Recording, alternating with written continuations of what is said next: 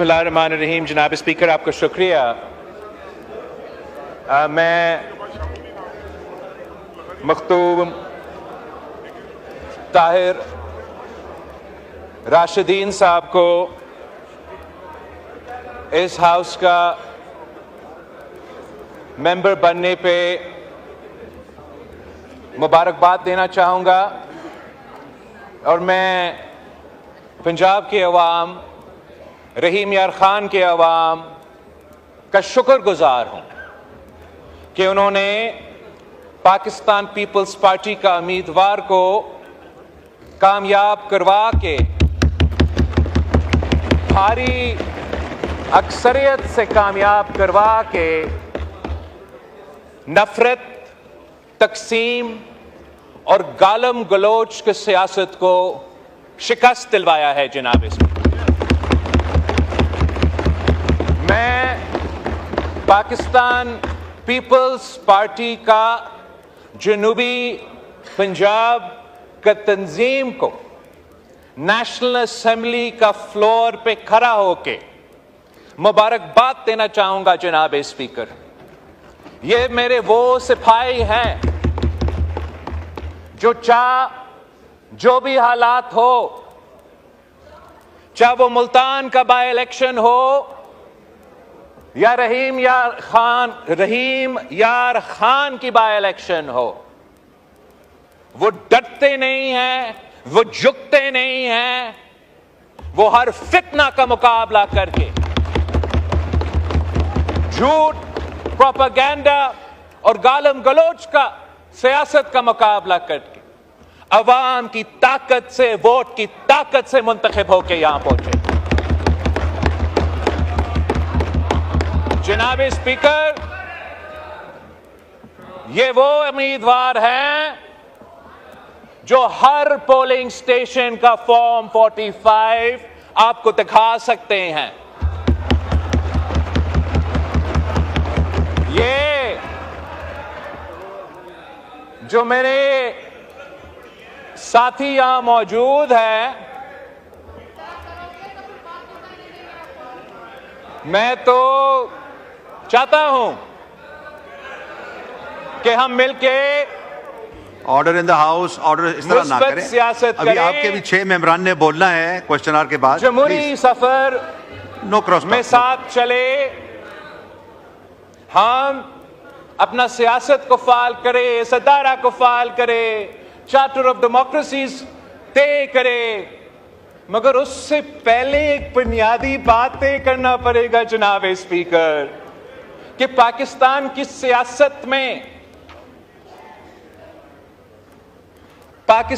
सियासत में क्या वो जो हारते हैं वो हार मानने के लिए तैयार है और जीत को कबूल करने के लिए तैयार है, या यही सियासत रहेगा कि मैं जीता तो वाह वाह, मैं हारा तो धांधली। अगर हमने जमहूरियत को आगे लेके बढ़ना है तो अवाम के फैसले पे भरोसा करना पड़ेगा, अवाम के फैसले पे एतमाद करना पड़ेगा। मैं इस इलेक्शन में जो सियासी जमातों ने मिलकर ये इलेक्शन हमारे साथ चले, हमारे सियासी इत्तेहादी, हुकूमती इत्तेहादी और वो आजाद उम्मीदवार के भी शुक्रगुजार हूं जिन्होंने सब एक होके ये साबित कर दिया कि पाकिस्तान के अवाम इस वक्त साजिशी सियासत के साथ खड़े नहीं हैं। पाकिस्तान के अवाम इस वक्त गालम गलोच की सियासत के साथ खड़े नहीं हैं। पाकिस्तान के अवाम इस वक्त कैदी नंबर 804 के साथ खड़े नहीं है। जितने भी बाय इलेक्शंस हुए हैं जनाब स्पीकर, जितने भी बाय इलेक्शंस हुए हैं जनाब स्पीकर, तशरीफ रखें। जितने भी बाय इलेक्शंस हुए हैं जनाब speaker, order in the house, order in the house, order in the house. ये लोग हारते हैं और इत्तेहादी जमातें जीतते हैं। ये साबित करते हैं कि पाकिस्तान के अवाम इस वक्त कहां खड़े हैं और क्यों नहीं। जब कल रात जो पूरे पाकिस्तान ने एक बयान पढ़ा है कैदी नंबर 804 का, और उस बयान में इस शख्स ने अपनी सियासत को चंपाने के लिए अपने जाती मसले में, अपने अदालत के केसेस में रिलीफ लेने के लिए हर आईनी इदारा पे हमला किया है। जनाब स्पीकर,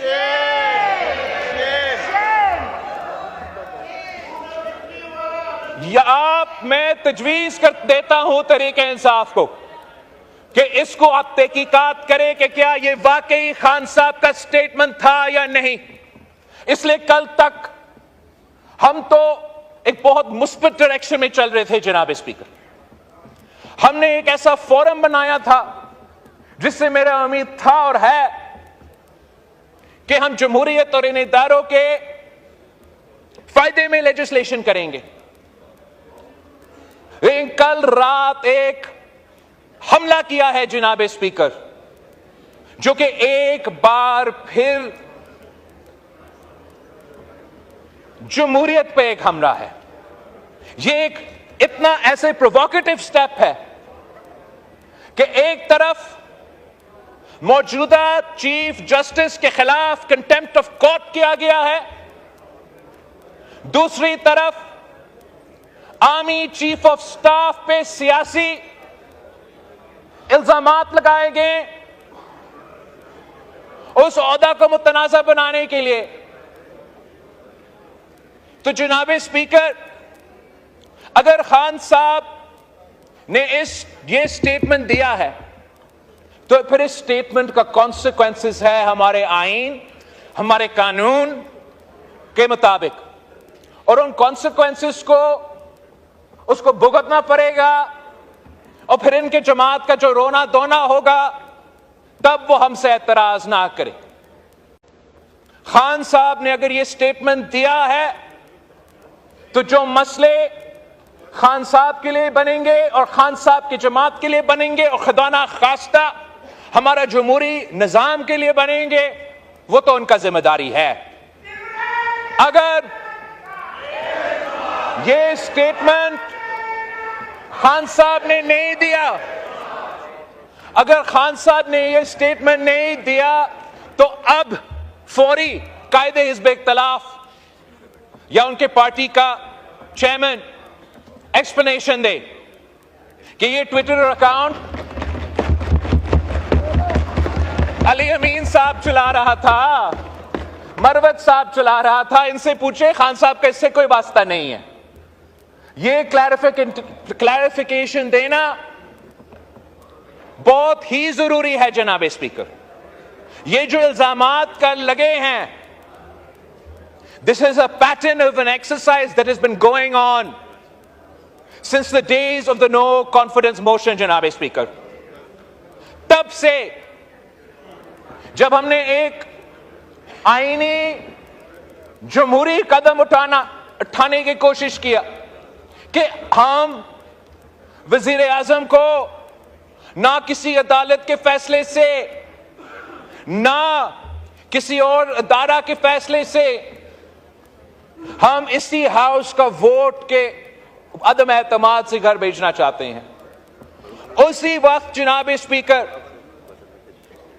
कुछ इंडिविजुअल्स जो हमारे एस्टैब्लिशमेंट के इदारे में मौजूद थे और कुछ इंडिविजुअल्स जो इस सियासी जमात से ताल्लुक रखते हैं, उन्होंने मिलकर एक साजिश शुरू किया और वो साजिश एक ऑन गोइंग कू अटेम्प्ट था जनाब स्पीकर।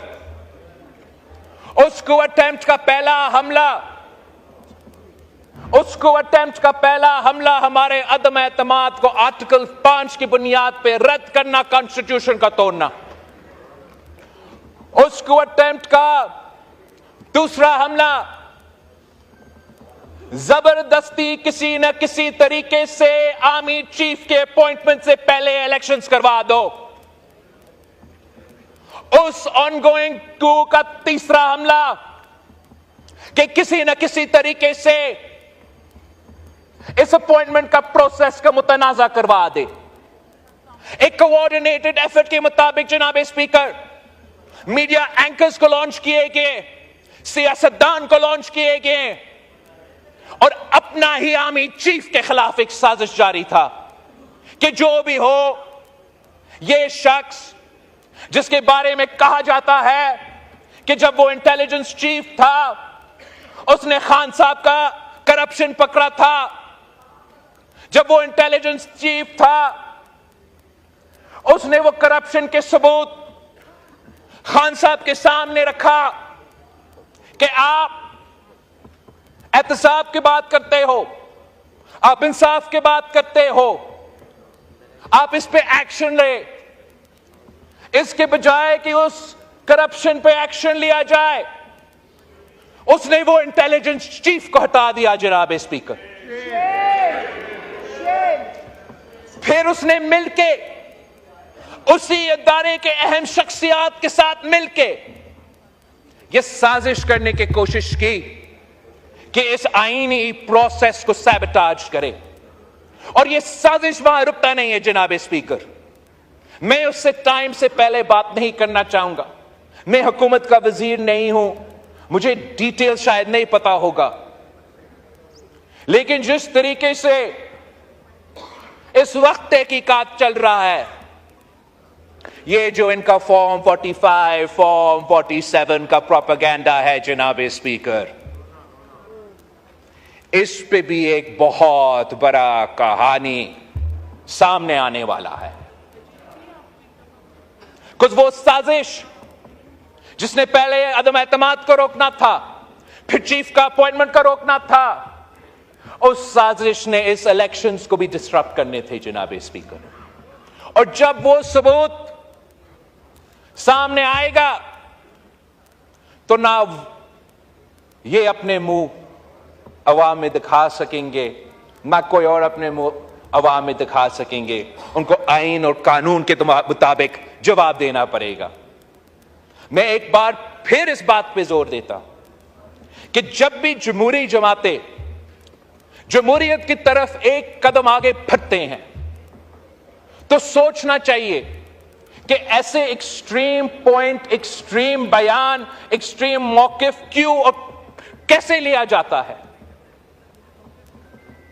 यह सवाल हुकूमत और इत्तेहादी जमातों को अपने आप से भी पूछना चाहिए। मगर मैं पीटीआई से दरख्वास्त करता हूं कि आप इस बात पे आपका अपना पार्टी में यह तहकीकात करें, आप पता करें कि जब भी हम कोई पॉलिटिकल स्टेबिलिटी की तरफ जा रहे होते हैं, ये कौन साहब है जो आपके रैंक्स में है, जो खान साहब से ऐसे कोई बयान दिलवा देते हैं या ऐसे कोई कदम उठाते हैं जिसकी वजह से आपके मिसाइल में इजाफा होते हैं और पाकिस्तान के मिसाइल में इजाफा होते हैं। थैंक यू जनाब स्पीकर। डिग्री से यहां पहुंचा है। अगर उसके पास विजन होता तो वो यूरोप अमेरिका से ये विजन लेके आता कि लीडर्स वो होते हैं जो सब कुछ अपने दिलों पे ले चुके होते हैं। जनाब स्पीकर, ये लाजिम है कि ये लाइन ड्रा की जाए कि ये पार्लियामान मजबूत है या कोई और मजबूत है। जनाब स्पीकर, आपकी अटेंशन चाहिए। जनाब डिप्टी स्पीकर, आप थोड़ा अटेंशन कर लें। जनाब स्पीकर, यहां हम बैठे हुए इस पार्लियामान में आपको सिर्फ ये फैक्ट्स एंड फिगर्स आपके वेबसाइट पे बने हुए करा देता हूं। एक दिन का खर्चा 6.5 करोड़ रुपए आता है इस पार्लियामान का।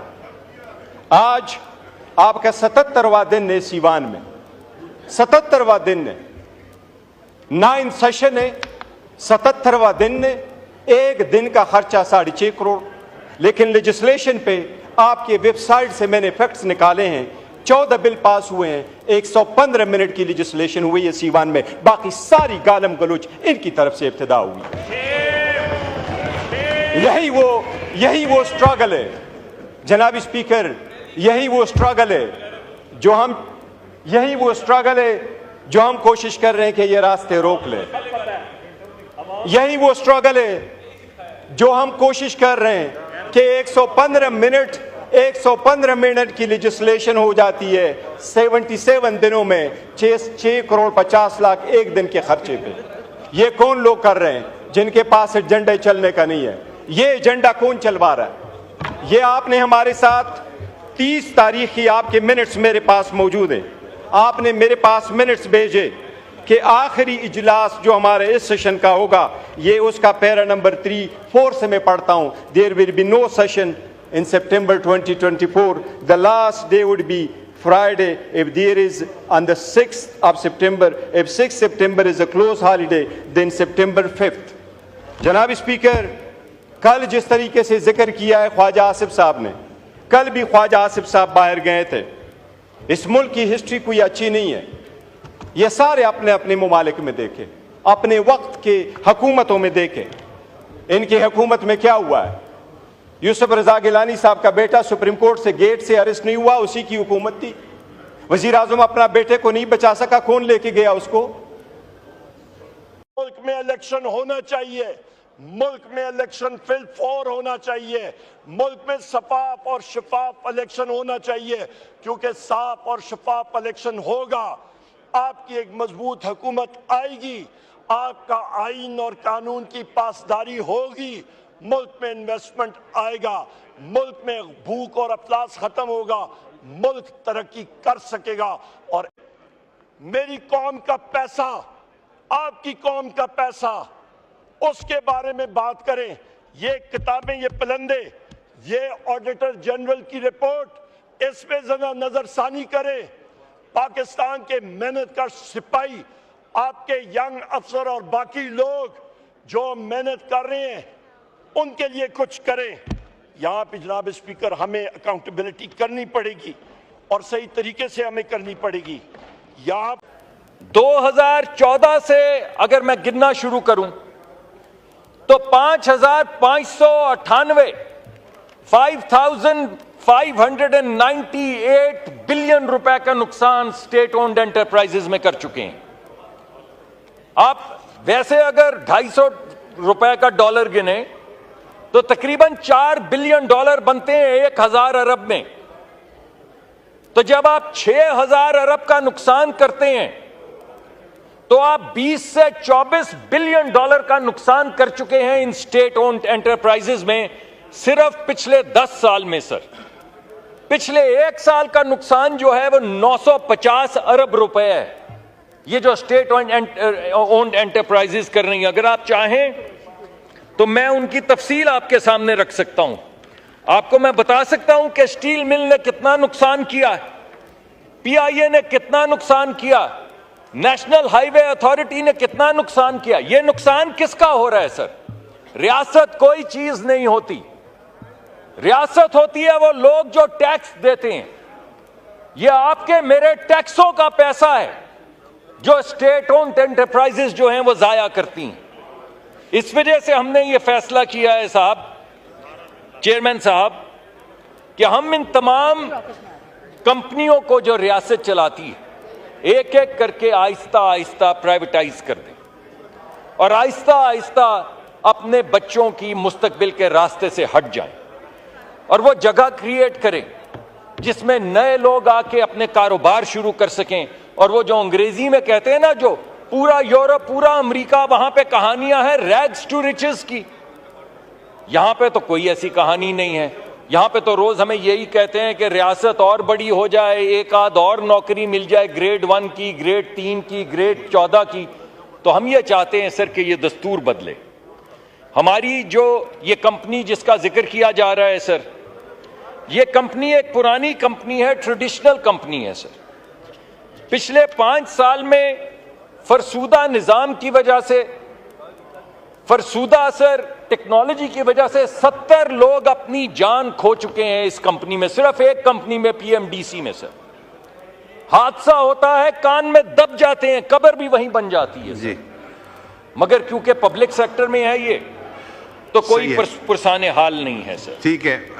मिनिस्टर साहब थोड़ा ब्रीफ कीजिए, बिकॉज अभी 4 सवाल और आने हैं आपको। 2000 माइक एम्प्लॉइज हैं, 2000 एम्प्लॉइज हैं सर इस कंपनी के। उन 2000 एम्प्लॉइज में से एक भी बंदा माइनिंग का काम नहीं करता। ये सारे वो बाबू हैं जो प्रोविंसेस से ठेके लेते हैं मिनरल्स के सर, और उसके बाद किसी और प्राइवेट सेक्टर की कंपनी को वो ठेका दे देते हैं। तो 2000 लोग, जिनमें से 900 लोग वो हैं जिन्हें मजदूरी भी नहीं मिलती पीएमडीसी से, वो काम करते हैं और उनको पुराने जमाने की तरह कि इतना काम करोगे तो इतना नमक दे दिया जाएगा, इस तरह दिया जाता है। तो हमारा ये ख्याल है कि इसको और तमाम कंपनियों को सर आहिस्ता आहिस्ता प्राइवेटाइज किया जाए, रास्ते से हटा जाए, नए कारोबार शुरू करवाए। शुक्रिया। असद कैसर साहब to ask one question. Minister साहब ने माशाल्लाह, स्पीकर साहब आपकी तवज्जो चाहिए। मिनिस्टर साहब ने माशाल्लाह बहुत जज्बाती तकरीर की और स्टेटिस्टिक की बजाय जो है ना, जो चाहिए था हमें जवाब, उसके मुताबिक नहीं दिया। सबसे पहले मैं पूछना चाहता हूं कि क्या इसकी जो ये डिसीजन हुआ है, ये सीसीआई के एजेंडे पे आया है, सीसीआई से ये प्रूव हो चुका है? क्या इसमें जो केपी के हुकूमत के साथ ये टेकअप किया गया है, और ये जो इन्होंने फैसला किया है ये किस लेवल पे किया है, यानी खैबर पख्तूनख्वा हुकूमत और सीसीआई में किसे? ये जो मोहतरम मिनिस्टर साहब ने जो बात की है, मैं इनसे पूछना चाहता हूं कि जो पीआईए और स्टील मिल की बात कर रहे हैं, तो पीआईए और स्टील मिल की तबाही के जिम्मेदार कौन लोग हैं? क्योंकि ज्यादातर हुकूमतों में तो यही रहे हैं, ये पीपल पार्टी रही है या मुस्लिम लीग नून हुकूमत में रही है, तो स्टील मिल और पीआईए की तबाही की जिम्मेदार भी ये खुद है। मैं पूछना चाहता हूं क्या सीसीआई की रिपोर्ट इन्होंने ये अप्रूवल ली है और उसका क्या पोजीशन है कि सूबाई हुकूमत को ऑन बोर्ड किया कि नहीं? जी शुक्रिया। मिनिस्टर साहब प्लीज बी ब्रीफ। तो आपका डिटेल आ गया जवाब, मगर अब जस्ट सर वो be on the point please. एक शेर जहन में आता है कि हम हुए, तुम हुए, कि मीर हुए, सब उसी जुल्फ के असीर हुए। सब यहीं बैठे हैं हम सर, हुक्मरान। यानी ये उंगली हम एक मेरी तरफ उठाएंगे, आपकी तरफ उठाऊंगा, 4 मेरी तरफ उठेंगी सर। हम पिछले 60-70 साल से सब यहाँ पर बैठे हैं सर। अब अगर एक अच्छे रास्ते पे जा रहे हैं प्राइवेटाइजेशन के और कोशिश कर रहे हैं कि रियासत हट जाए, तो हटा लेने दें सर। अगर कोई काम अच्छा नहीं हुआ और अब होने लगा है तो हो लेने दें सर थोड़ा, और आपकी सपोर्ट से होगा। ये इदारा तो एक वफाकी इदारा है सर, किसी ने ये नहीं कहा